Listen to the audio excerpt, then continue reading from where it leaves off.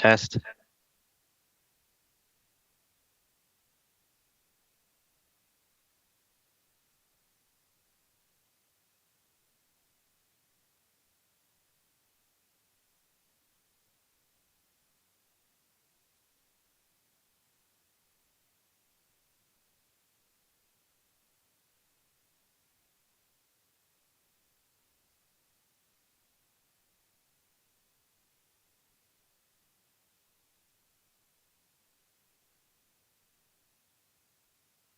Hello, good evening. Can anybody hear me?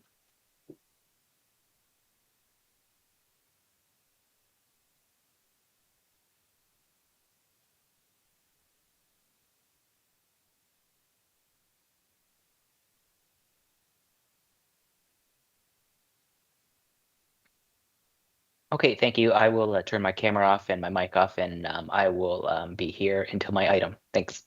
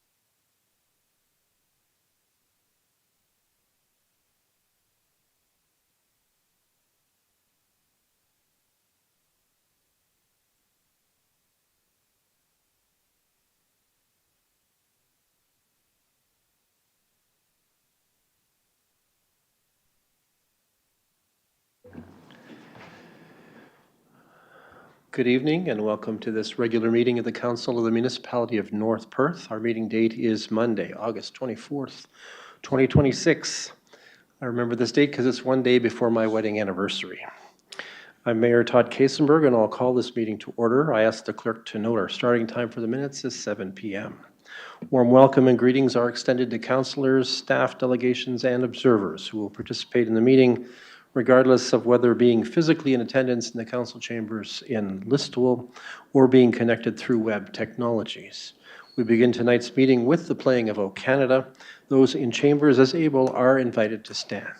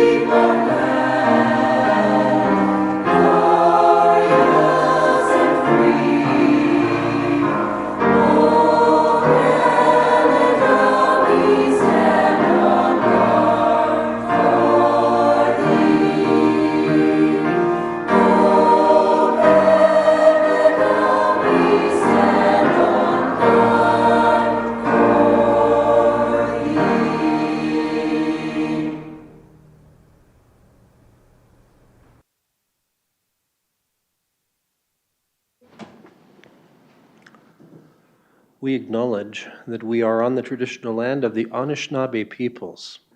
We wish to recognize the long history of Indigenous peoples in Canada and show our respect to them today.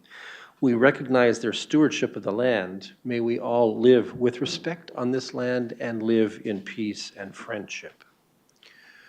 Tonight's meeting is being streamed live on the Municipality of North Perth YouTube channel and will be available there after this meeting as an archived video. To those viewing this meeting via the YouTube channel, a warm welcome to you.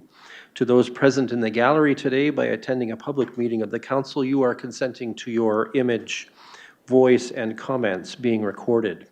Anyone who is invited to speak will be recorded and their voice, image, and comments will form part of the live stream. The chair and/or the clerk have the discretion and authority at any time to direct the termination or interruption of live streaming. Such direction will only be given in exceptional circumstances when deemed relevant. Circumstances may include instances where the content of debate is considered misleading, defamatory, or potentially inappropriate to be published. Attendees are advised they may be subject to legal action if their actions result in inappropriate and/or unacceptable behavior and/or comments. Thank you. At this time, I invite your decorum, as always, over the course of the coming meeting. I have regrets tonight from Councillor Sarah Blazek. Let's move to item 5 of our agenda pertaining to pecuniary interest. Members of council do have full lives with engagement in the community. Sometimes they may find themselves with a potential financial or pecuniary interest in an item at the council table. Provincial legislation mandates councillors to declare this interest and in so doing avoid direct involvement in the consideration of or voting on the item. I invite any councillor with a perceived pecuniary interest, including those, and I don't think we've had any who've declared ahead of time, to verbally advise the chair in public session. Documentation is to be submitted, if not already done, pursuant to council procedures. Councillors may declare now or at any point in the meeting should such interest be recognized. Colleagues, I call on you. Any of you wishing to declare pecuniary interest tonight? I'm not seeing any expression of that, so let's move forward with the details. As chair of this meeting, I will manage the flow of proceedings tonight and largely in accord with our agenda and rules of procedure. Some may be participating remotely by web conference. Should they wish to speak, they may draw the attention of the clerk to this using the Conference Technologies text chat function.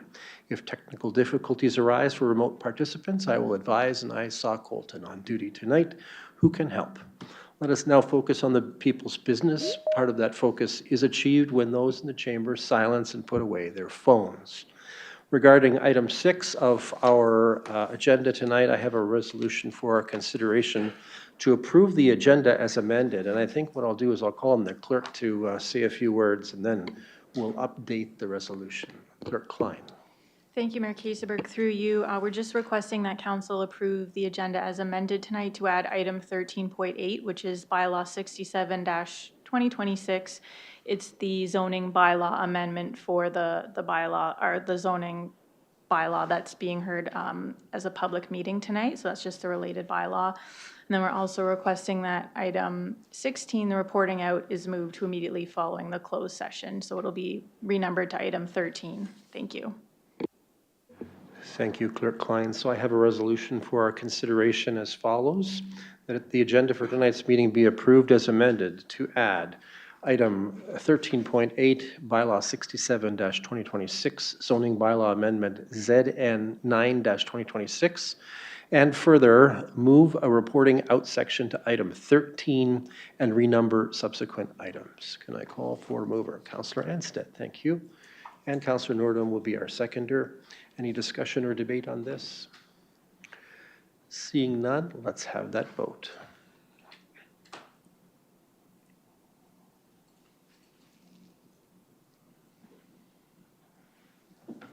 And that is carried. Thank you very much. That brings us to item 7 on our agenda, the so-called consent agenda. Consent items are placed on our agenda because they're believed to be non-contentious. We have 15 items on our consent agenda tonight, including the minutes of our last regular council meeting. Colleagues, anything you wish to extract here or any corrections that you'd like seen made to the minutes? No hands are waving at me, so I have a resolution then for our consideration as follows: that consent items 7.1 to 7.15 be received for information, and the minutes of the August 10th, 2026 regular council meeting be adopted. Can I call for a mover and seconder? Thank you, Councillor Rothwell as mover and Councillor Richardson as seconder. Any discussion or debate? Seeing none, let's have that vote.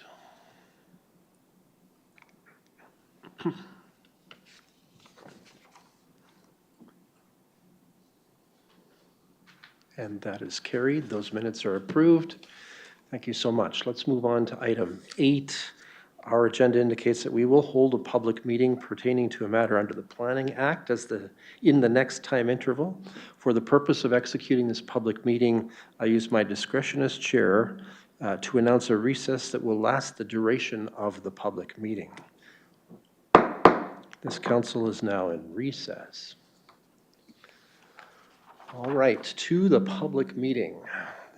Welcome to those who are attending a public meeting pursuant to the Planning Act for a proposed amendment to the North Perth zoning bylaw. This is a statutory public meeting to deal with an application for zoning bylaw amendment number ZN 9-2026 by Dom Construction Limited on behalf of New Life Mills, Parish and Heimbecker for property legally described as Part Lot 14, Concession 2, Elma Ward, Municipality of North Perth, 6065, line 84. Correspondence, reports, and comments received regarding this application will be considered by council. Those in attendance wishing to make comment concerning this application will be given the opportunity to do so. In accordance with the Planning Act, specified persons or public bodies wishing to appeal council's decision in this matter must make verbal submission during this public meeting or have made a written submission to the council. Those wishing to receive notice of the decision regarding this application must notify the clerk via email, telephone, or by utilizing the public meeting sign-in sheet located at the back of the council chambers, giving their mailing address and telephone number. At this time, I'm going to call for a summary of this application. This will be offered by Nathan Garland, a planner for the County of Perth, who commonly works on North Perth files. We see lots of him. Mr. Garland, welcome back. Thank you very much, Mayor Kasenberg, members of North Perth Council. I'm here to present application ZN9 2026. The application is for rezoning, or I should say an amended rezoning of a special policy or a special area, an ACM-7. The owners are New Life Mills, Parrish and Heimbecker, and the applicant or agent would be Dom Construction on behalf of Frank Dom. The location, as noted, is part lot 14, concession 2, Wallace Ward, municipality of North Perth. And I have just highlighted the property. It is directly adjacent to the municipal lagoons and just on the southern part of Listowel there. Elma Ward, correction, I said Wallace, apologies. So the request is to amend the ACM-7 to an amended ACM-7. Currently, some of the setback provisions in the specialized ACM-7 zone prevent the warehouse from being constructed. So it currently has a rear yard setback of 30 meters, as well as a side yard setback of 30 meters. So the applicant has asked to encroach within that for a warehouse addition. The warehouse really is intended for palletization and extra materials going in there, so it's not looking at additional, say, creation of jobs or anything, really just to provide some extra storage for their services there. So the request is to amend the existing ACM-7 to allow for all uses permitted under the ACM zone. So this would recognize the existing grain elevator operation, which is also permitted there on the site. The setbacks would also align with the generalized ACM zone. So it does reduce it a little bit, but it does allow for some further encroachment without going to a zoning bylaw amendment or need for minor variance. So it does reduce those setbacks back to a generalized ACM zone. The applicants also requested just to ask for 23 parking spaces. With the warehouse addition, because of the size of it, it would put the parking space requirement up significantly to around 68 spaces. So this would just be recognizing the 23 that are there as existing. Just a picture of where the warehouse addition is going. So that is on the east side of the property, directly adjacent to the elevators there. So it would provide access, good servicing, good sight lines. It's fairly flat through there. One note I would make, it is directly adjacent to the drain at the back, so it would require a permit from the Conservation Authority. However, looking at it, it would be set back approximately 15 meters based on the final configuration of that. So there would be some consideration for that, but minimal grading should be required. Once again, there's just a concept sketch of the proposed warehouse addition. So it is fairly substantial. It does encroach towards the back there. So you'll see how the property is aligned a little bit on an angle. So that's why there is a variance in the encroachment side of things. So a portion of it will encroach a little bit within that 15-meter area. And once again, that's the outlined request. So it would reduce the side yard and rear yard setbacks to a generalized ACM zone from the 30 meters that it currently requires.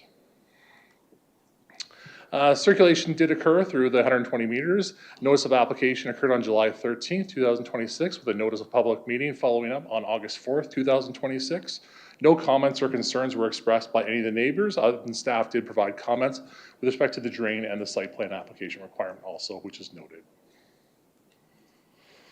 Planning support and comments. So planning staff are supportive of the application because it is an ag-related zone and it is an ag-related use and will continue to operate as such. So it is an existing feed mill. There's no changes proposed as part of that. There is expansion of the existing operation, so it does allow for additional storage, and site plan approval would be required at the stage prior to building. Therefore, it is staff's recommendation that North Perth Council approve zoning bylaw amendment 09, 2026, and I'm happy to address or answer any questions at this time. Thank you, Mr. Garland. I think you mentioned notifications and so forth, but did you just want to review for us notifications yes, again? Yes, notice of public meeting occurred on August the 14th, and I believe the notice of application was July 13th, 2026, as per the requirements of the Planning Act. Great. Are there any comments or reports that the clerk or North Perth has received on this matter that may not have gotten into Mr. Garland's hands? Through the mayor, we have not received any additional comments or correspondence on this file. Thank you, Ms. Klein. All right, so this is the opportunity in the public meeting to invite comments. I call first for those who may be in favor of this application. Other than the applicant, if you wish to approach council and speak to it, you may do so at this time. Anyone wishing to avail themselves of that opportunity? I am not seeing it. Are there any in attendance who are opposed and who wish to address council at this time? I am not seeing that either. Does the applicant or the applicant's agent intend to present to this meeting tonight? Mr. Garland, are they present? I did have a brief conversation with the agent this morning with regards to attendance. They weren't sure if they were able to make it, but they didn't have any additional comments to provide. Thank you, Mr. Garland. So we'll take that as a no, and therefore, at this time, colleagues, are there questions or comments that you'd like to make pertaining to this application?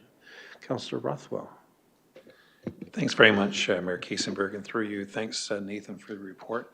I'm just looking at the draft bylaw, and I'm just want to hear whether you're satisfied that the provisions actually allow for that reduced ACM zone for the rear yard and the interior side yard. There's specific provisions that talk about the use and talk about the 23 parking spaces, but I just don't see where the draft bylaw specifically allows for the non-site specific provisions for the 30 meters. So if you're satisfied, I'm satisfied, but I just didn't see it. Thank you.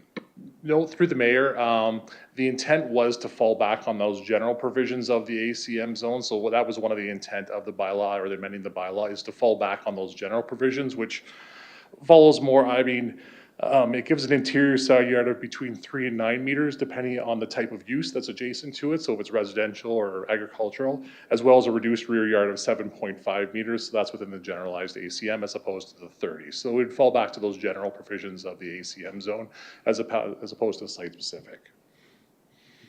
Okay, thank you. All right, anyone else with questions? Councillor Anstett. Thank you, Mayor Kiesenberg. Through you. Thanks, Nathan, for your report. And my question was just about the parking as well. It says it's reducing from 68 to 23. That's, I would say, significant. Does this, if we were doing this, would this be allowed, would we be able to increase parking spaces in the future? Would the applicant be able to do that down the road? Thank you. Through the mayor, it's a minimum request, so they'd be looking at a minimum of 23 required, so they are welcome to increase their parking spaces. There's still a lot coverage requirement, so that would be the major, I'll say, contributing factor as part of that requirement, but they would be allowed to, say, up the parking. If it was turned into, say, a little bit more of a processing facility, my understanding is they really just are intending to use this as palletization storage for anything. Thank you. Anyone further? Okay, then let me read the statutory declaration here. Notice of the decision of council will be given in accordance with the provisions of the Planning Act. Council's decision is subject to appeal to the Ontario Land Tribunal in accordance with the provisions of the Planning Act. And with that, we can adjourn this public meeting.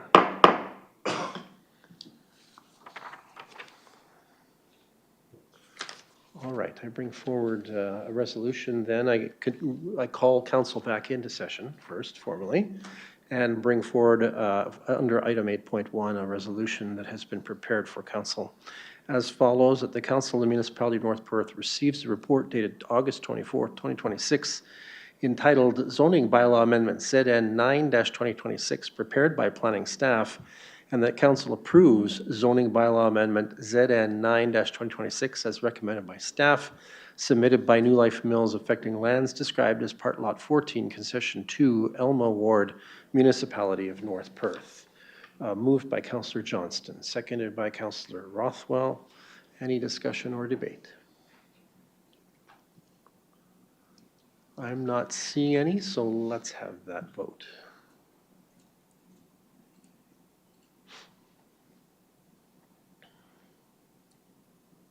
And that is carried. Thank you very much.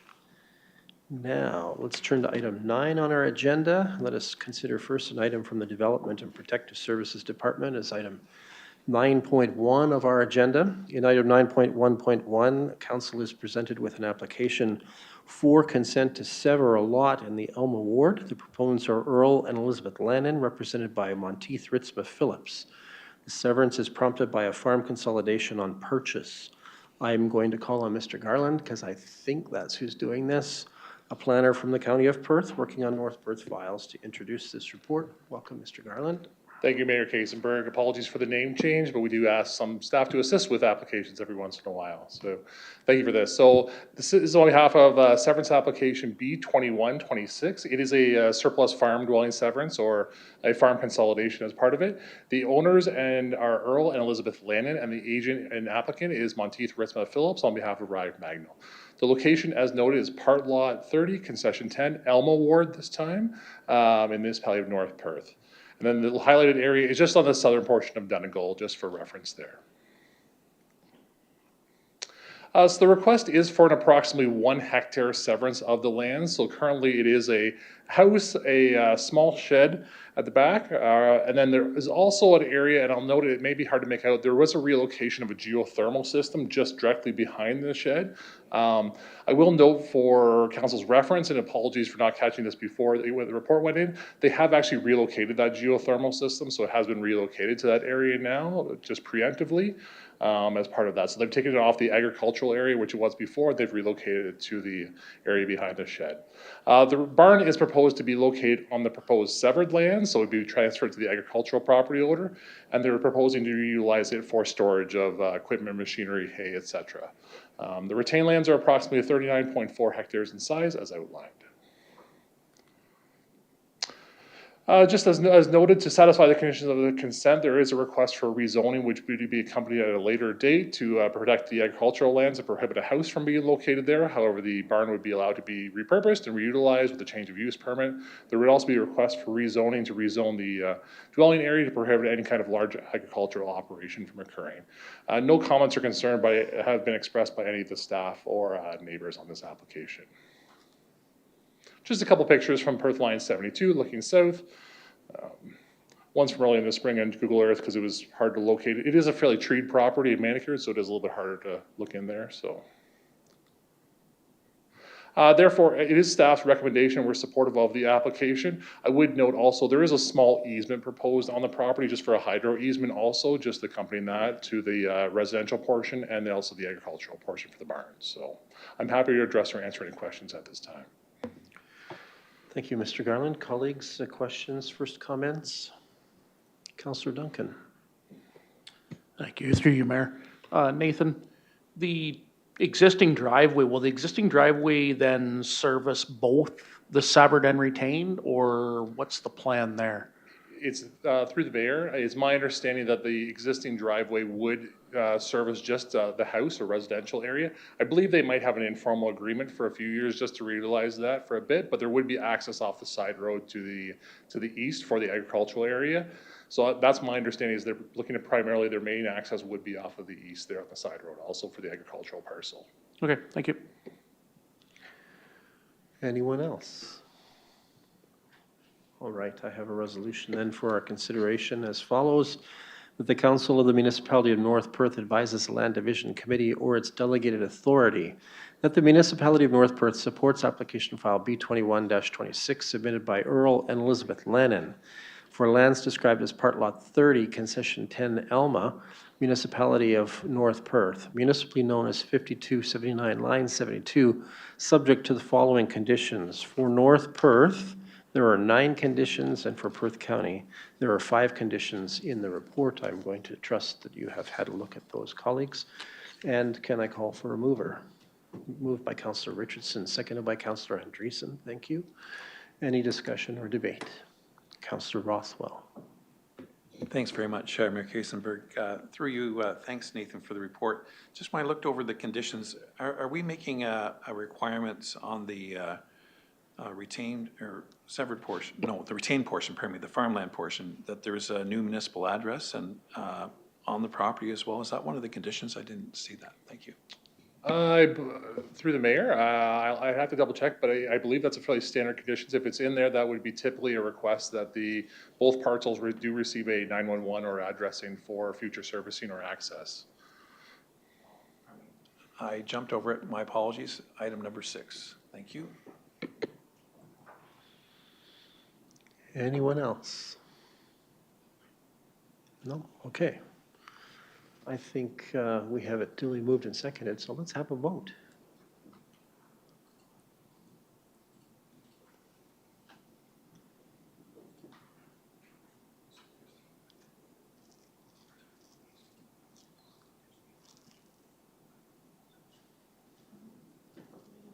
Councillor Andreessen records a manual vote in favor. Okay, thank you, in favor. And with that, we have the accounted group, and that is carried. Thank you. Mr. Garland, as always, thank you. Next up is an item from the Facilities Department as item 9.2 on our agenda. In item 9.2.1, Council is provided with the research and consultation report for the Parks and Recreation Master Plan that it has commissioned, alongside a status update on this project as prepared by Monteith Brown Planning Consultants, the contractor engaged for this purpose. I'll call on Sandy Little, our Deputy CIO, to introduce this report and any guests she feels are appropriate at her discretion. Welcome, Ms. Little. Perfect, thank you. Good evening, Mayor, members of Council, staff, and the public. I am pleased to introduce the research and consultation summary as part of the Parks and Recreation Master Plan. The consultant team, led by Dennis Kwan of Monteith Brown Planning Consultants, along with staff, has spent the last several months completing an environmental scan of key policies, plans, and background documents that will help inform the final master plan. In addition, the team has undertaken extensive engagement to gather feedback and better understand the current and future parks and recreation needs of our community. Tonight's update represents an important milestone in the project, and we look forward to bringing forward the final Parks and Recreation Master Plan, which will help guide parks and recreation planning and investment in North Perth for years to come. Thank you, and I will now turn it over to Dennis for his presentation. Thank you, Sandy. Good evening, Mayor, members of Council. Again, my name is Dennis Kwan, Senior Planner with Monteith Brown Planning Consultants. So I should be sharing my screen now, I believe, but if there are any issues, please let me know as I can't see Council chambers anymore. So I will jump right into Yeah. We see a presentation. Perfect. Thank you very much. So I'll jump right in and provide you with an overview of the master plan. Again, it's to provide council and staff with direction on investment priorities over the next 10 years in terms of looking at parks, trails, and open spaces, looking at indoor and outdoor recreation facilities, programs, and service delivery. So tonight's presentation is really to highlight the inputs for building up the master plan, including the community profile, the trends, inventories, and the key findings from the consultation. So it's really, so there are no recommendations to present yet. It's really to present the building blocks that will be used to inform the master plan process.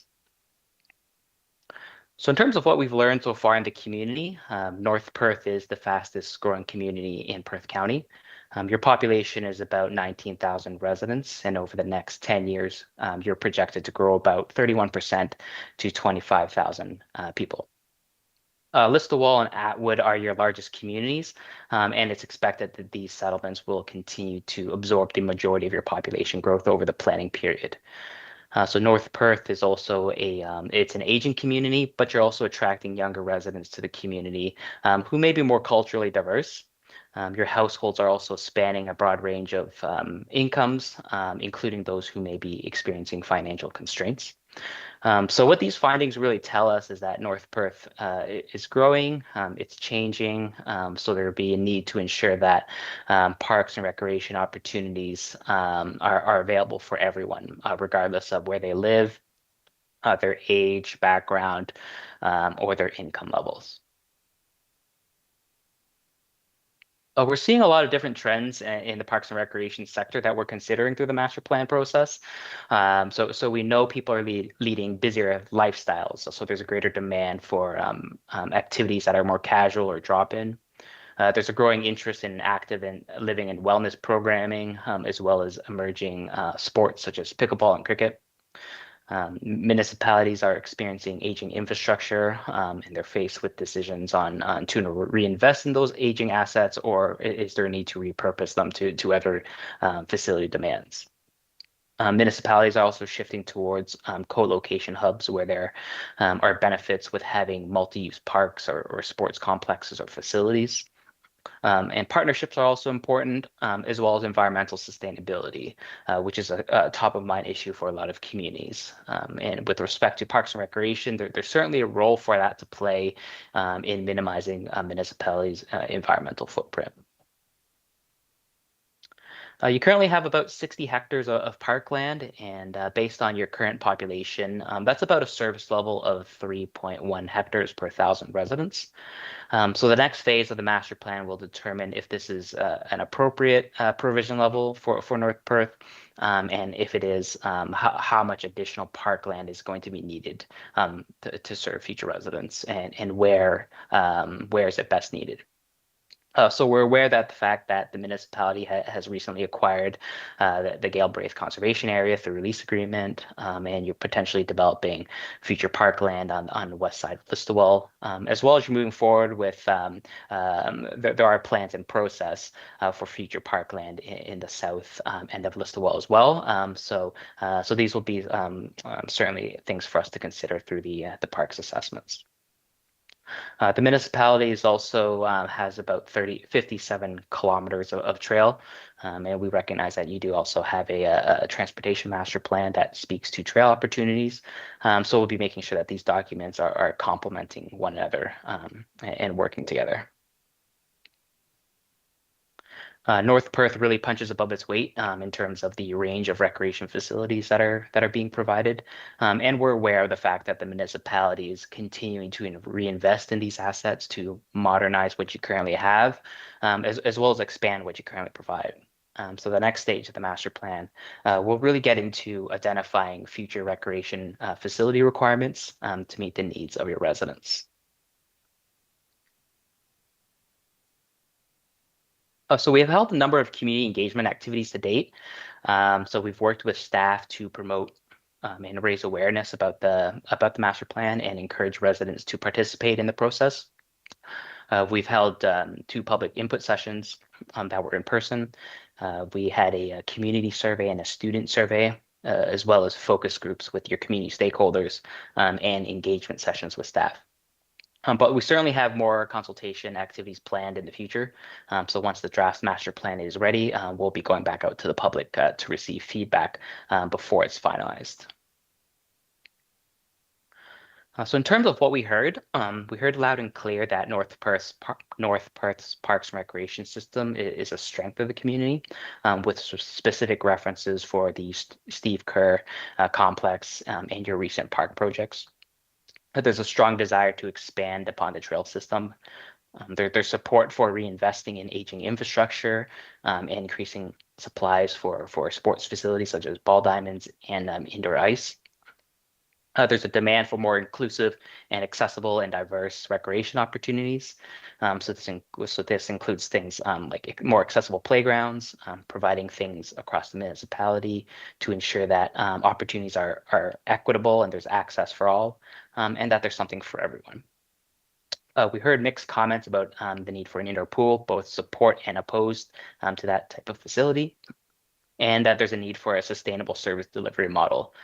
So we heard that as the community grows, there should be growth within parks and recreation opportunities, including staffing as well, to continue to meet public expectations and raising communication through marketing as well.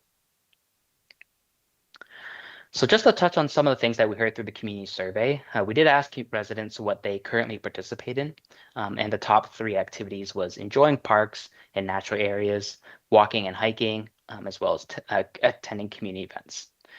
So what these activities have in common is that they're all casual activities that people like to do across all ages, which aligns with what we've been seeing in other communities in Ontario as well.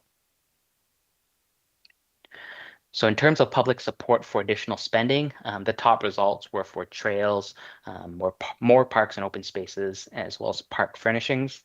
Again, these findings do align with what we've been seeing across communities for more of those casual type opportunities and amenities. So we work with staff to develop a vision and guiding principles for the master plan. This really builds off of and confirms things that the vision and guiding principles from the 2017 master plan, with a few minor updates and tweaking.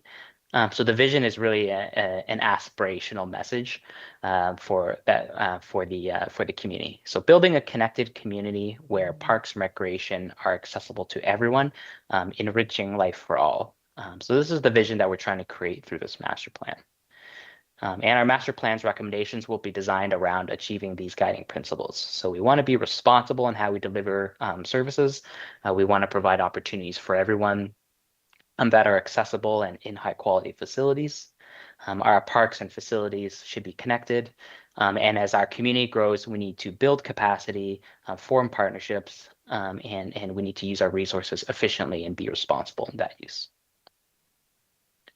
So in terms of next steps and where we go from here, so we're moving forward with developing the draft master plan. So that will involve taking everything that we've learned and everything that we've heard from the community and undertaking our needs analysis. And so from there, we'll be developing recommendations that will come through this master plan process, and along with the implementation strategy as well, to prioritize those recommendations based on short, medium, and long-term timeframes over the next 10 years. So any facility-based recommendations will be providing high-level costing estimates as well for your consideration as well to inform your budget process as well. So once staff have had an opportunity to review and provide feedback on the draft master plan, we'll be going back out to the public to get feedback. And we're ultimately looking at having a final document towards the end of this year, bringing it back to council in the new year, 2027 for consideration. So from there, I'd like to thank you for your time tonight. I'll turn it back over to the chair for any questions about the research and consultation findings, or if you have any additional input for us to consider, we're certainly happy to take that information tonight as well. Thank you very much. Thank you. Colleagues, questions? Councillor Nordum. Thanks, and through you, Mayor Kaysenberg, and thank you for the presentation. I'm just curious, soccer scores pretty high. Does soccer score higher in North Perth compared to some of the other municipalities that you've done? Just curious, thanks. Through the mayor to the question, it really varies in each community. I should say for the, you may have seen soccer may have placed higher in participation or priority through the community survey results. But it'd be important to note that the survey is any member of the public had an opportunity to participate into the survey. It was not a random sample of the community, so we can't say that the results are statistically significant. It is a survey that anyone in the community could have completed. So we don't have any control over those results. So the results really vary from one community to the other. So one thing that would be important to keep in mind is that there are many tools in the toolbox. So the community survey results, it's just one piece of the puzzle. So we did meet with a number of community stakeholders, including different sports groups. So we're getting different perspectives. So just because soccer scored highly in the community survey, it doesn't necessarily mean that the soccer is the only sport in town, because it's certainly not. So as we get through the master plan process and undertaking the needs assessments, it'll be important for us to balance what we hear from the community and use the different inputs to help kind of formulate our recommendations. But getting back to the main question, it does vary in each community. Sometimes it depends on how engaged different sports groups are in completing the survey. So there are a number of variables that we certainly need to consider. But again, the survey findings were certainly, it's not statistically significant in any way, and only one part of the consultation tools that we used. Yeah, thanks for your answer. I was just curious, Mayor Kaysenberg, seeing as how we have a business in town that soccer North Perth is year-round, so I was just kind of curious if that makes a difference or not, but just a question. Thank you very much. Thank you. Councillor Andreessen next. Thank you. Through you, Mayor Kaysenberg. I have a comment and a question. I'm going to start with the comment. I was taking a look at the vision that is in this report, and it says building a connected community where parks and recreation are accessible to everyone, enriching life for all. I can understand how this vision is very high level. However, I would prefer that it was more emphasized on actual physical health and wellness, I feel like this vision could be applied to libraries, how libraries can connect community and are accessible to everyone and enrich the lives of all. I just feel like this is almost too high level. I'd like to see it more connected to physical health and wellness, because in the report itself, it talked about how, Canadians in general are not doing a good job with their own physical health, and Parks and Recreation can certainly help in those areas. So that's just one comment I would like, like to be reflected on perhaps before coming back on the next report that you have. I do have one more question. In the recommendations that you'll be preparing for, the future later in the fall, I am curious whether you'll be taking a hard look at the debate around outdoor pools versus indoor pools. I know there tends to be a lot of sentiment out in the community either way, and I'm just curious if the recommendations will address that debate. Thank you. Through the chair to the question, in response to the comment about the vision statement, that's certainly something that we can take back and certainly take a look at ways to refine the vision. It's certainly still draft at this phase, and we were certainly looking for input and feedback. So that's great feedback for us to reflect on. And to your question about the debate between outdoor pools and indoor pools, that's certainly something that we'll be considering it in terms of what you currently provide. And we do know that you have your 2 outdoor pools, and the desire among some in the community for that indoor pool. So we did hear both sides of the coin in terms of people looking for that indoor pool. But also recognizing that there are we heard from the community in terms of the significant cost of the providing and operating an indoor pool, as well as the fact that you have 2 outdoor pools as well. So there'll be a number of factors that we'll be taking a close look at through the next phase of the process. I think it's fair to say as well that council has committed to a certain degree at least and pushed down the road the development of a new outdoor pool in Listowel. So that certainly will raise an interesting set of discussions and considerations in the broad context of things. I have a question for you too as well. I am interested in whether you detected any signal from seniors about gaps or deficiencies that they perceive in parks and recreation opportunities in North Perth.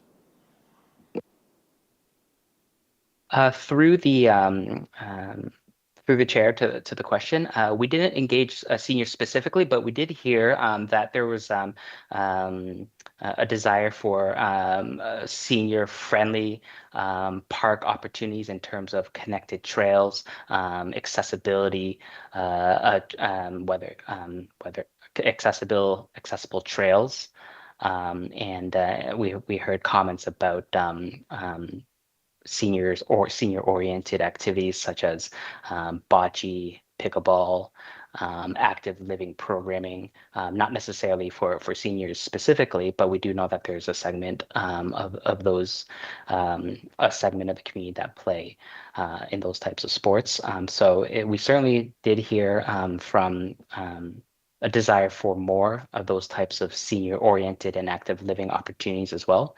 And on the flip side as well, we did hear from youth as well through the student survey. So we do recognize through our master planning work that typically seniors and youth, those are big parts of the demographic that we want to make sure that we have parks and recreation opportunities. So as we get through the planning process, it'll be certainly important to consider the needs of seniors, because we know that is a big group in the community, and they certainly, we want to make sure that we continue to engage them and make sure they're not isolated. We want to make sure that they're in the community being active. Thank you. I'll comment that many communities just a little bit larger than our size have dedicated senior centers. that offer activities and programmings. And so it may be that this should be on your radar, given where we are in terms of our growth in terms of population. Deputy Mayor Kellum. Yes, thank you through you, Mayor Kaysenberg, and thank you for your presentation. As we discussed, I discussed with you at the Alma Open House, there's several concerns about the pool, the outdoor pool, and building on it, about the location of it. Back on, I believe it was July 15th, we had an email sent to all councillors and the mayor regarding a shortage of baseball diamonds in North Perth, and at this time we have 3 ball fields that we require, and putting it at the location suggested now would take away another baseball diamond, which would have to relocate. So I'd like to get you to give some consideration about relocation of the outdoor pool. Thank you. Okay, we've given a few ideas. We should maybe test some of them so that the consultants know how strong they are. Councillor Rothwell? Thanks very much, Mayor Kaysenberg, and through you, thanks for the presentation. The report certainly outlines the importance of our linear trail networks that we have within North Perth. We're very fortunate with that respect. I believe it was noted in the survey, and I believe that you're aware there was quite important delegations that we had regarding a proposal for additional use of ATVs and so on our trails. Council does not allow, made a decision not to allow for ATVs to be used on the trails. However, one issue that's coming into the news reports now is the use of e-scooters, both on our trails as well as our road networks. There's a whole other aspect of that, but I think it's important that the multi-use trail in terms of bicycles and in terms of walking and running and that sort of thing, as I understand, does not include e-scooters, specifically those that are less than under the age of 16 years old. So I'm hopeful that perhaps you can, the report can have additional research on that respect. And council's also talked about the importance of, as is outlined in the report, for additional signage and wayfinding signs on our trails as well. So thanks very much for the report. We look forward to the additional update. Thank you. Okay, colleagues, we've raised a few things to the consultant's attention. How serious are we about having the consultant look at those, I think, is an important question in the context of them moving forward with the work. So I'll review what I took note of. The vision statement that Councillor Andreessen expressed concern about, seniors and senior center possibilities that I raised, pool relocation, which Deputy Mayor Kellum raised, and e-scooters, which Councillor Rothwell raised. Did I miss any that were critical in our discussions, Councillor Andreessen? Through you, the debate of indoor pool versus outdoor pools. Yes. I think I avoided that because I'd rather not consider it, but anyway. Okay. Colleagues, any of those issues you feel strongly against asking the consultant to keep on their radar? Okay, so to the consultant and to Ms. Little, acting on behalf of facilities, council would like some exploration of those topics that have been raised. In the absence of them protesting, then I think we should consider that something of a mandate at this point as well. Okay, anyone else with anything before we move forward with the agenda? All right, thank you. Thank you for your presentation tonight. We appreciate the work so far and look forward to seeing next steps. We're going to move on in our agenda. We have 2 drain items tonight from the Infrastructure Services Department as item 9.3 on our agenda. In item 9.3.1, Council is provided with a report recommending a Section 78 improvement to the Peat Municipal Drain in the Alma Ward. Recommended action here is to appoint Spreet Associates as engineer to prepare a report. I'll call on Scott Richardson, our drainage superintendent, to walk us through this potential project. Mr. Richardson, welcome as always. Thank you, Mr. Mayor and Council. Yeah, like you alluded to, this is for a section 78 for the peat drain, and it's a section that crosses Lot 3, concession 14 in the Elma Ward. The previous report for this section of the peat drain was prepared by A.J. DeVos. He was with Spree Associates in 1982 under bylaw 82-30. In Mr. DeVos's report, he designed the drain, it was the open channel at the time, to be deepened and build a new tile branch known to be Branch A. It runs along line 66 on Lot 3, concession 14 to the fence line between 4 and concession 14. The drain then crosses line 66 to provide outlets to the north. The request for the 78 was received on July the 27th from Mr. Jeremy Terpstra of Terpstra Farms Limited. The request is for the enclosure of approximately 1,000 meters of open channel and upgrading the branch drain to be to a modern standard. Like I said, closing open ditches there just to have better farm practices there. The Department of Fisheries, we've already got a permit to proceed with this enclosure, so we're ahead of things there. There might be a potential road crossing on line 66. That'll be investigated, and an estimate for that crossing will be presented at the information meeting. He nods his head as though he's done. All right, colleagues, questions or first comments? Councillor Rothwell. Thanks very much, Mayor Kiesenberg, and through you, thanks, Scott, for the report. Just who would be responsible for the majority of that cost when it does come forward for the potential road crossing? Thank you. Sure, through you, Mr. Mayor. Yeah, anything that's done within the roads under Section 26 of the Act, that'll be the road authority that pays that cost. That's already a tile drain, so that would have to be updated regardless of what the with the enclosure. Okay, the branch drain. Yep. Okay, anyone else with questions or comments? I'm not seeing it, so I have a resolution as follows: that the Council of the Municipality of North Perth proceeds in accordance with Section 78 of the Drainage Act for the improvement of the Peat Municipal Drain, and that the Council of the Municipality of North Perth appoints Spree Associates to investigate, design, and prepare a report for the Peat Municipal Drain. Moved by Councillor Johnston, seconded by Councillor Nordham. Thank you. Any discussion or debate? Seeing none, let's have that vote.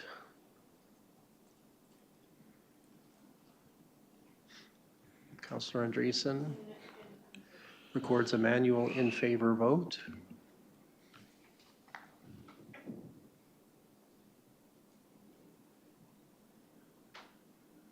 And we're missing one.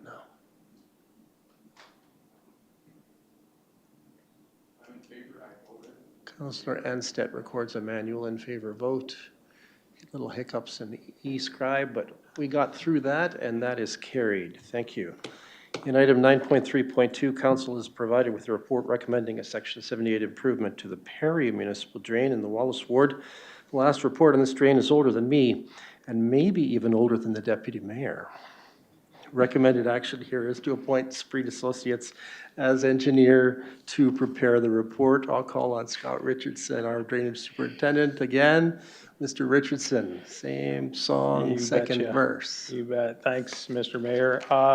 Just a bit of background on this one. Like the previous report for this portion of the Perry Municipal Drain was prepared by James Howes in 1963 under bylaw 980. The drain consists of a main drain with branches A through F. The main drain was installed using 10-inch to 18-inch tiles. The main drain also has a portion of open ditch at the bottom that outlets to the Logren drain. Branches A and B serve the northern part of the watershed using 5 up to 12-inch tile.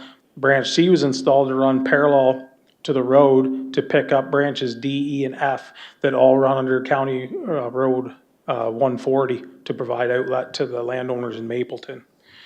Ian Ellison and Eric Smack, owners of North Part Lot 1, Concession and 2, Concession 3, would like to enclose 380 meters of open drain up to County Road 140, making the land more efficient to crop. The main drain and branches should be considered being upgraded as well Drains in this vintage are currently being replaced across the municipality. We require the other landowners' signatures in the upper reaches of the watershed to improve the remainder of the system. For now, we can deal with the request and replace any of the drains on the Ellison Schmack property, including the enclosure, and hold an on-site meeting, invite the rest of the watershed for their input and the way they wish to proceed. And Road 146, there might be a small assessment just for outlet on that. So we had an alphabet lesson. And apparently drains are not fine wines. They don't age so gracefully from what I'm hearing. Okay, colleagues, questions, first comments? I'm not seeing any, so here's the resolution. That the Council of the Municipality of North Perth supports continued, nope, that's not it. That's not the resolution. I am ahead of myself. Wow. That the Council of the Municipality of North Perth proceeds in accordance with Section 78 of the Drainage Act for the improvement of the Perry Municipal Drain, and that the Council of the Municipality of North Perth appoints Street Associates to investigate, design, and prepare a report for the Perry Municipal Drain. Moved by Deputy Mayor Kellum, seconded by Councillor Richardson. Any discussion or debate? Seeing none, let's have that vote.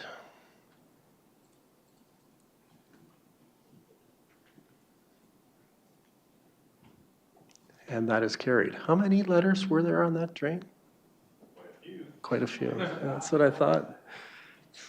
What happens when you get past 26, I wonder. Okay. Next up, thank you, Mr. Richardson, as always. Next up is a residual item from our last meeting brought back to by Council's request. From the Strategic Initiatives Department is item 9.4 on our agenda.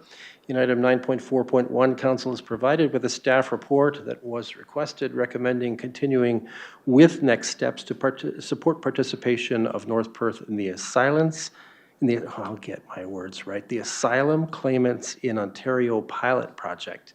And tonight I'm calling on Aaron Buick from our Strategic Initiatives Department in place of Ms. McLean, who's away, to walk us through this potential project. Welcome, Ms. Buick. Good evening, Mayor Kaysenberg and members of Council. I'm here tonight on behalf of the Strategic Initiatives Department to follow up on direction given at the last Council meeting regarding a proposed pilot project, Labour Mobility Strategy for Asylum Claimants in Ontario. Following our preliminary review, staff believe that this is a promising opportunity for North Perth, and we recommend continuing to move the proposal forward while completing the due diligence needed to develop a clear and responsible participation framework. The pilot is intended to connect work-authorized asylum claimants with communities that have workforce needs, and the proposed model brings together employment, housing, transportation, and settlement supports led by Opus Group and its partners. As you're likely aware, North Perth employers continue to experience recruitment challenges across several sectors, and this initiative could help respond to those needs while supporting newcomer attraction, integration, and long-term community sustainability. The municipality's role would center on facilitation and coordination. Staff can support employer engagement, housing outreach, community connections, local service coordination, and overall pilot planning. Specialized responsibilities such as case management, immigration and settlement advice, housing placements, participant monitoring, mediation, emergency supports, etc., would remain with Opus Group, spaces shared, and participating service agencies. The division of responsibilities would allow North Perth to contribute where municipal relationships and local knowledge add value, while relying on project partners for those specialized services.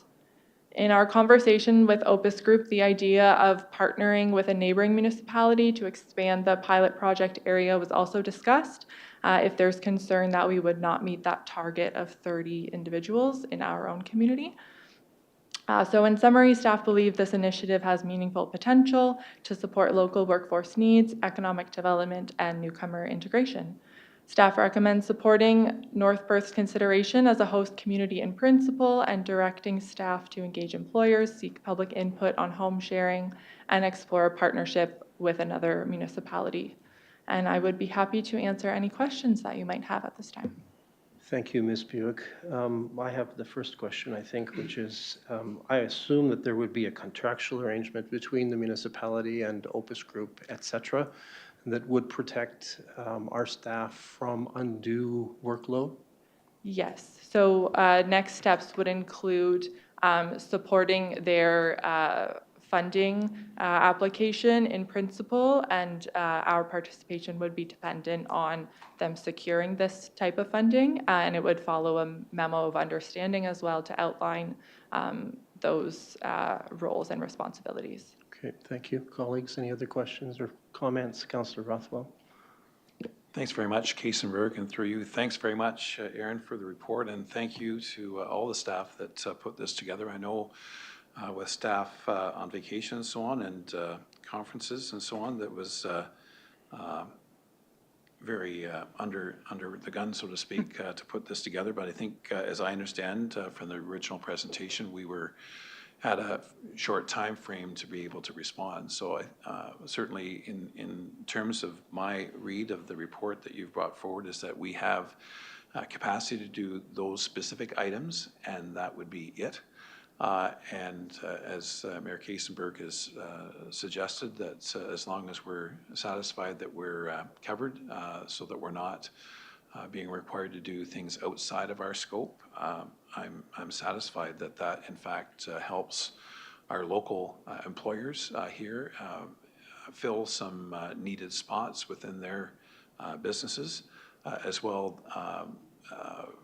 working with our local population to hopefully find housing that could be beneficial both to the asylum claimants as well as individuals within our area. I think that's a very exciting option.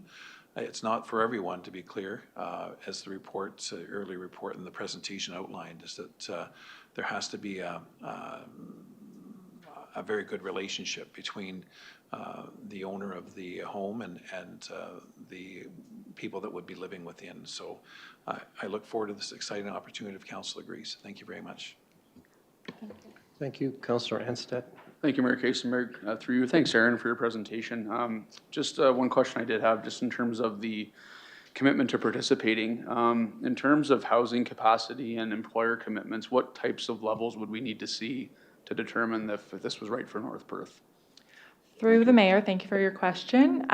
They are looking for 30 individuals to participate in each receiving municipality. As mentioned, there is also a potential opportunity that we could split that 30 participants with a neighboring municipality. So we have had some very high-level conversations with one of our neighbors that potentially might be interested. So it could split that number in half, or give or take.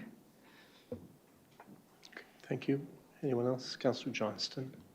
Thank you, Mr. Mayor, and thanks, Aaron, for the report. I was just really glad to see the box that you have here of what staff can do and what staff can't do, because that's my worry, is that we expect too much of staff for this. So I was just really glad to see that there is some things that we realize we cannot do. So love the report. I was just glad to see that box included.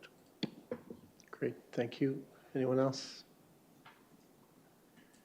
You know, I think I'll offer just a comment. I think one of the things that struck me when I moved here just a little more than 10 years ago was how hospitable a community we were.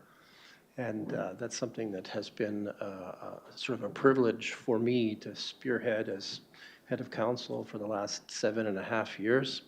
And I know that we have lots of heart in this community and lots of capability to get things done. So I think this represents, at least from my point of view, a really interesting and potentially innovative approach to loosening up some housing stock and to solving some of the labor reliability problems that we continue to see and hear about in our community. Anyone else? All right, I have a resolution then as follows, that the Council of the Municipality of North Perth supports continued participation in the pilot development process in principle, and that Council, we should probably define what pilot we're talking about here in the language, Clerk Klein, I'm thinking, and that Council directs staff to complete employer engagement seek public input on the home sharing model, explore regional partnership opportunities, and report back with a proposed framework for municipal participation and any required commitments. Can I call for a mover on this? Councillor Rothwell, thank you. Seconded by Councillor Andreessen. Any discussion or debate? Okay, so as long as we fix the resolution a shade, let's have that vote.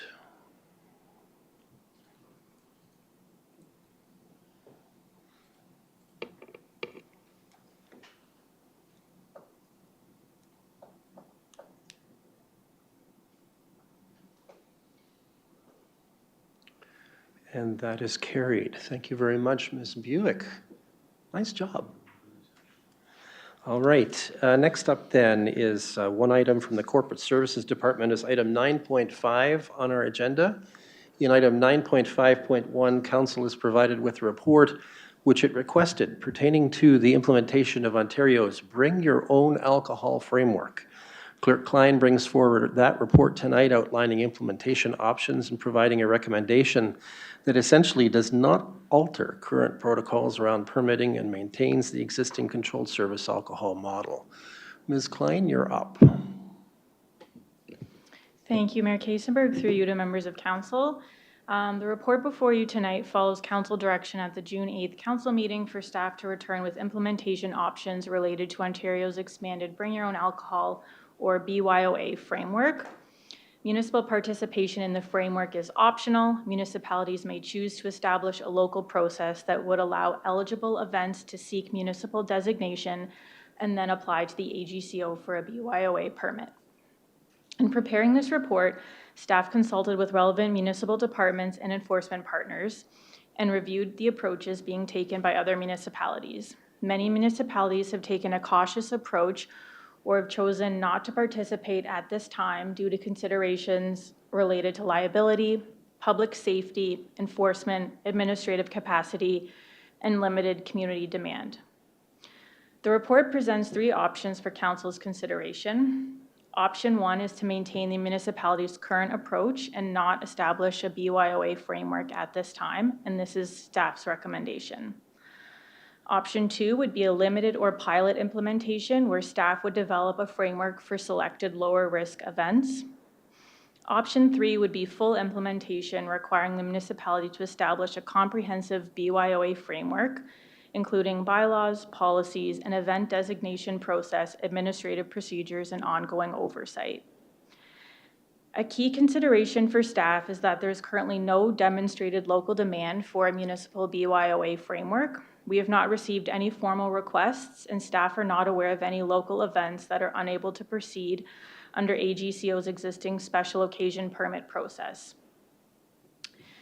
Both a pilot and full implementation would require a significant amount of upfront work. This would include developing a bylaw and designation process, reviewing the municipal alcohol policy and special event procedures, consulting with legal counsel, the municipality's insurer, public health and enforcement partners, developing application and approval processes, training staff, and preparing public communications. There would also be an ongoing administrative commitment associated with reviewing applications, coordinating approvals, monitoring implementation, and addressing compliance. From a staff capacity perspective, implementing a pilot or full framework would require considerable resources, and staff are not aware of a current need that would justify that investment. For these reasons, staff are recommending that council maintain the municipality's current alcohol event framework at this time. Should local demand emerge in the future, or should municipal best practices become more established, staff can report back with further recommendations.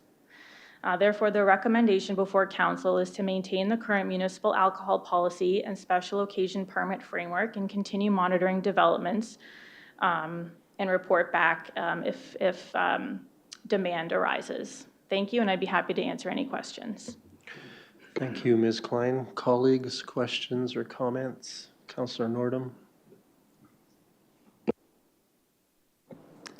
Through you, Mayor Ginsberg. Thanks, Lindsay, for the report. One of the reasons I asked staff to look a little more into the Ontario Bring Your Own Alcohol is I thought it was kind of an interesting idea brought on by the province. The permitting would allow people to bring alcohol or their own drinks to, say, a cultural event, community outdoor event.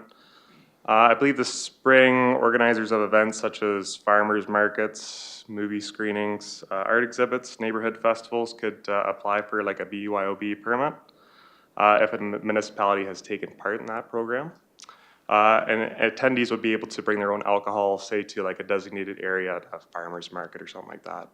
Just kind of a side note, I do see in our correspondence that there will be they're asking to have a farmer's market, kind of a Halloween theme. And some of our local farmers and brewers will be there, so I kind of thought it might be a little interesting. I am glad to see some reforming in alcohol laws in Ontario. And residents that might have come from other countries, like my family originated from the Netherlands, and it's very different take on alcohol when you go to Europe if you visited. It's kind of funny, like when you look at the playground or play area, a lot of those areas are connected to either a bar or restaurant so that young families can socialize together while they have a cocktail and watch their kids by the playground. I'm not saying if that's better or worse, but this is the mindset where I'm at. So I think we could probably treat adults as adults on this one. So I'd be interested in pursuing this a little further. I know there's some liability contingencies on it. I also struggle in the province of Ontario that you can kind of smoke a joint anywhere, but you know, it's illegal to have a glass of wine at a farmer's market or something like that. So I would be interested in pursuing it, but I'll stand wherever council's on this one. So thank you. Thank you. I'm curious about your comment about smoking a joint anywhere. I know that people do. I'm not sure that it's legal to do so in public spaces. So, you know, we're not there yet. Colleagues, any other comments? Councillor Andreessen, then it looked like Councillor Rothwell. Did you have your hand up as well? Okay, Councillor Andreessen first. Thank you through you, Mayor Kaysenberg. In reviewing this report, and I thank Ms. Klein for preparing it, I mean, there are some interesting options, but I do want to say that as an event planner myself, involved in lots of organizations that have been a part of planning events that have involved, you know, working with alcohol and gaming policies. There's just a tremendous amount of liability that falls on events and organizations that are putting on these cultural programs. And I think with this type of liability that is, you know, over our shoulders at this point, I'm very hesitant to move forward, although, you know, I do appreciate what happens in European communities and how we are adults, but adults do cause problems, and adults also cause problems with you know, being safe in the consumption of alcohol. And our own police forces have had tremendous work with that, and have had to monitor local events even more. And I'm just thinking that at this time, my worries around insurance and liabilities would really prevent me from wanting to kind of move forward with this type of approach. Thanks. Thank you. I just offer a quick observation. I may not be rooted in fact, but given the kind of escalation we've seen in insurance and the costs of insurance, I suspect it would be rather prohibitive. Councillor Rothwell. Thanks very much, Mayor Kaysenberg, and thanks, Lindsay, for the report. I certainly agree with the recommendation. And specifically, I won't go further to what Councillor Andreessen has mentioned, which is also a concern. But from a staff perspective, my concern is the ability of our staff to go off and be able to monitor and deal with the issues, which currently the AGCO does through their staff and through that whole process. So for something which is allowed for currently under the AGCO process, it's outside of the jurisdiction of the municipality in terms of staff to monitor and deal with that, other than at our own facilities. I don't believe that there's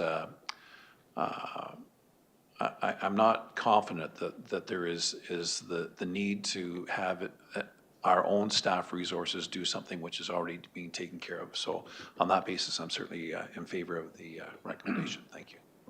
Okay, Councillor Anstead, I see you turning your microphone on. Yeah, thank you, Mayor Kaseberg. Through you, thank you, Clerk Klein, for this.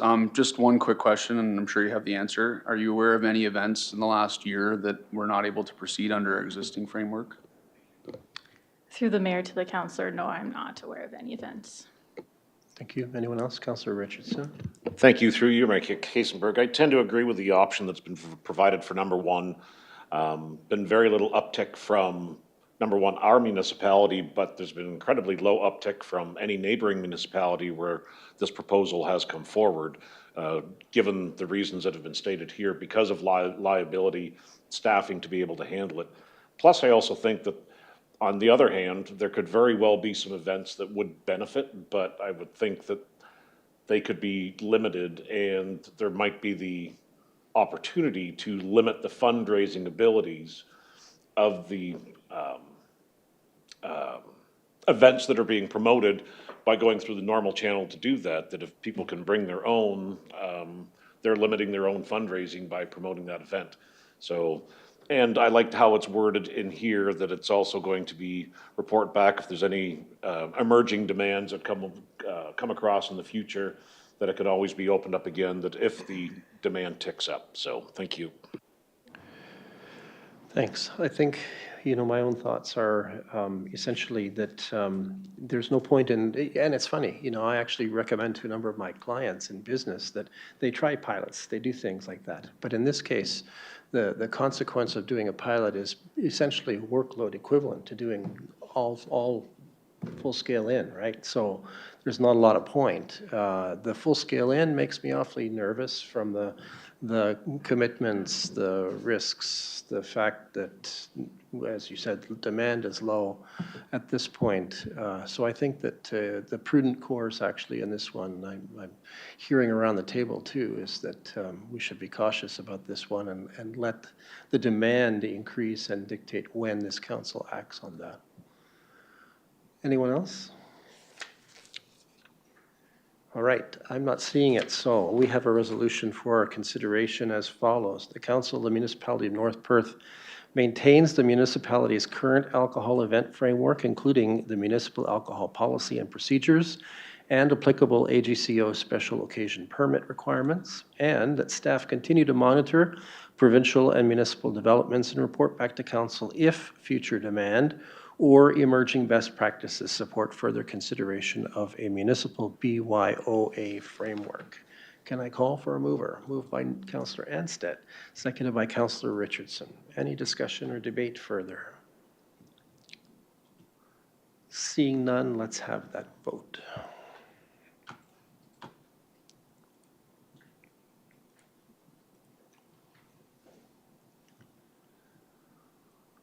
And that is carried. Thank you. All right, this moves us to item 10 on our agenda. Thank you, Ms. Klein. At this time, does any member of council wish to seek a report from staff or from one of our committees? I'm not seeing that, so that moves us on to item 11 on our agenda of correspondence. We have received a request for use of municipal facilities, including a portion of the parking lot on Main Street East and Character Square for Friday, October 30th.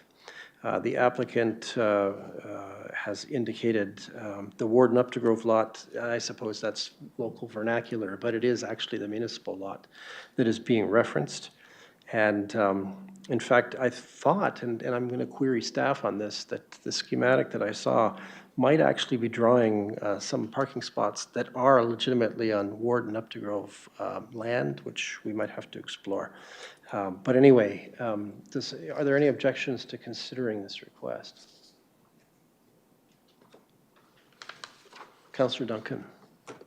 I just have a quick question. I think we discussed this individual previously with the last request, and will this all be going back to the BIA at some point?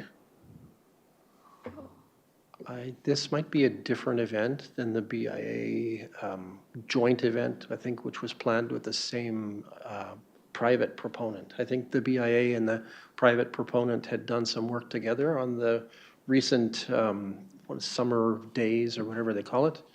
But I think that this is the private proponent coming forward with their own event. That's my impression. Does staff have any further information? Clerk Klein, do you know? Through the mayor, as far as I'm aware, this is a brand new event. Like the previous event that council approved at the last meeting was an event that had historically been run by the BIA, but I believe this is a brand new event that Just the Listowel Farm and Maker Market is proposing. And my understanding is it is a private party. Okay. Okay, anyone? Shall I proceed to read the resolution then? All right, as follows. The Council of the Municipality of North Perth approves the request from the Listowel Farm and Maker Market to use a portion of the municipal parking lot at 169 Main Street East to host the 2026 Spooktacular Night Market on October 30th, 2026, as outlined in the request letter, and that North Perth Infrastructure Services, Fire, OPP, and Perth County EMS be advised of the event. Can I call for a mover? Moved by Councillor Anstett, seconded by Deputy Mayor Kellum. Comments, discussion, Councillor Rothwell. Thanks, Mayor Kiesenberg. My concern is this, is that the municipal staff, I take it, would be the ones that would be barricading and taping off this area. And I think, well, I'll speak on behalf of myself. As far as I was concerned, whenever the BIA was involved, I thought that that was an appropriate use of municipal staff to help and assist and so on. I am concerned that this is a private individual and this is her business and so on, and that's wonderful. I think it showcases these 4 food trucks and 40-some vendors. But the problem I have is that, like, there's no sort of municipal greater benefit here, and perhaps if council wishes, we could look at having some sort of cost recovery on municipal staff time to set up and perhaps take down whatever barricades and such would be required. So just a question I have in my mind here. I certainly wish them all the best if council agrees. Thank you, Councillor Rothwell. Does staff want to respond to this? Ms. Little? Through you, Mayor, to Councillor Rothwell, it's certainly an interesting point that you bring up. It does coincide with some other work that we are looking at, as we have reported to council in the past on events such as Hayloft. What does that look like in terms of cost recovery? So it is an ongoing conversation that staff is having, and we'd be happy to kind of compile that research and bring forward at the very least an information report in the future for council. Thank you. Thank you very much. Through you, I would appreciate that if council would as well, but thanks very much, Deputy CEO. Yeah, I appreciate that too. I find myself concerned that a private for-profit entity is approaching us and asking us to, do various things for them that might have some community benefit, but that are costing municipal tax dollars in terms of staff time, in terms of resources. So I do find myself inclined to start saying no to these. And I think we would be, better off if we had a policy. So I would like to see a policy come forward in the near future that addresses this kind of scenario so that we can have clarity. Anyone else? Okay, I think this is duly moved and seconded, right? So we can have this vote. Let's do it.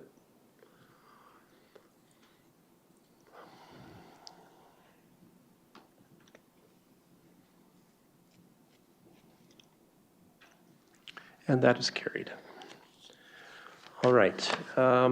At my discretion, after a chat with the clerk, we have moved forward on our agenda, proposed closed session meeting of council. We have 2 items to be considered in same. I'm going to read a resolution that enables us to enter that closed session as follows. That council proceeds in camera at 8:23 p.m. to address matters pertaining to the following: personal matters about an identifiable individual, including municipal or local board employees, regarding a staffing update, and a proposed or pending acquisition or disposition of land by the municipality or local board, and litigation or potential litigation, including matters before administrative tribunals affecting the municipality or local board regarding 925 Wallace Avenue North. Can I call for a mover? Councillor Johnston, thank you. Seconded by Councillor Duncan. Any discussion or debate? Councillor Rothwell, you had your hand up. Okay. That's the usual sign. We could turn it into singing a song if you like and see how that goes. Some of us might regret that. I don't know. All right, let's have that vote. I think we're good.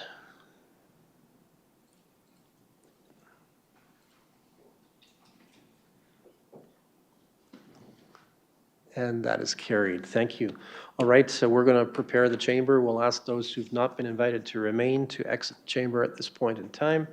And we will change our audiovisual inputs and close the doors to the chamber so that we can conduct our closed meeting. I see our IT assistant coming in here, so help us out and get us set up.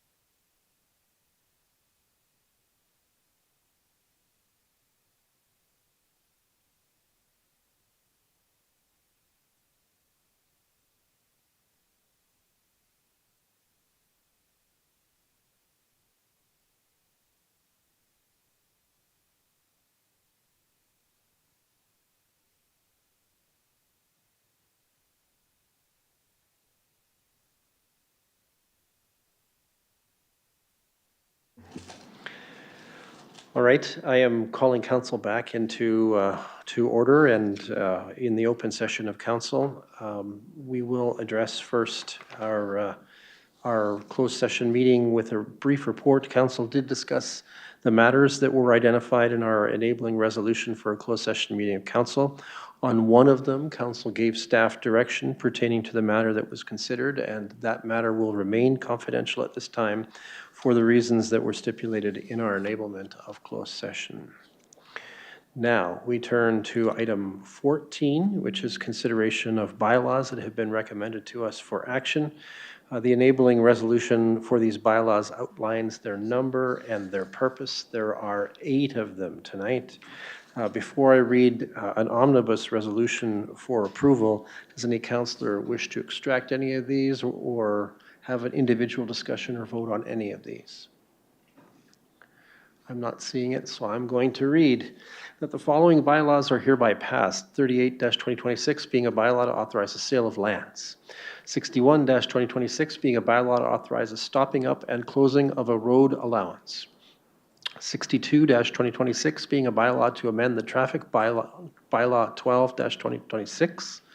63-2026 being a bylaw to amend the traffic bylaw 47-PW-2000. 64-2026 being a bylaw to authorize the signing of a subdivision agreement. 65-2026 being a bylaw to authorize the signing of a subdivision agreement.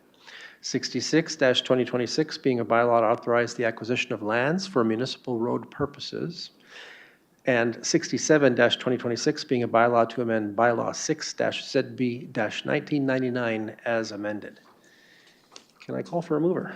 Moved by Councillor Rothwell, seconded by Councillor Duncan. Any discussion or debate? Seeing none, let's have that vote.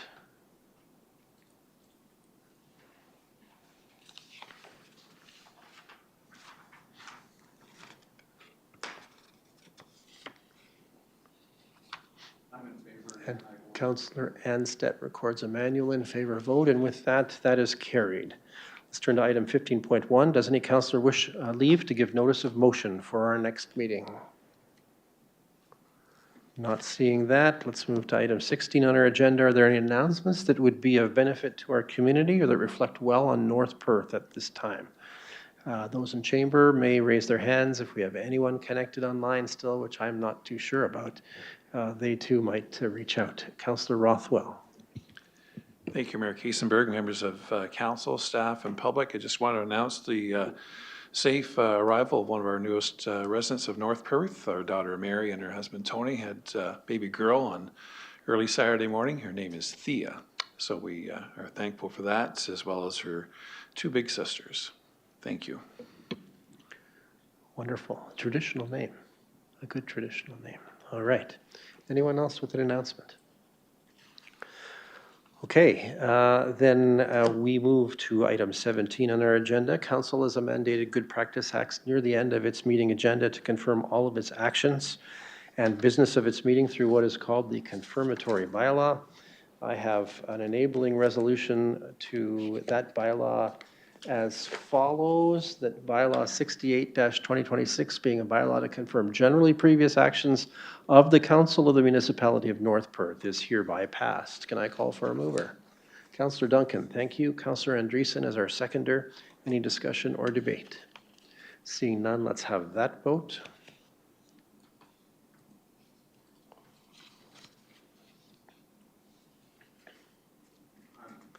Councillor Anstedt records, he's up this time. All right, he's happy. And the hamsters are working for him now. And that is carried. Thank you. Colleagues, I can confirm as we move forward from the confirmatory bylaw that I have no intention to veto any item that was brought before this council as business tonight.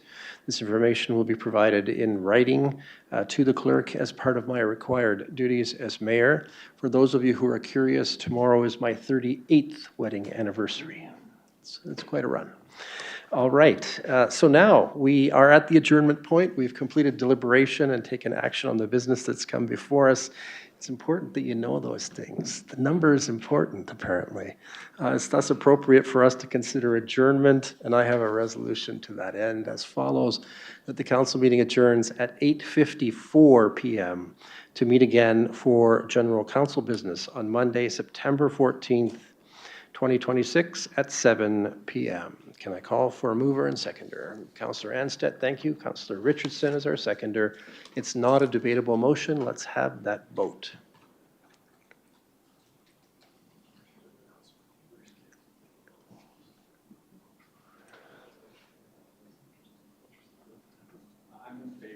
Councillor Anstett believes that this meeting should end, so he's casting a manual in favor vote. And we have 9 votes accounted for. That is carried. Now I get to wield the hammer and say September 14th, 2026, a little bit of a runway, at 7 p.m. is our next council meeting.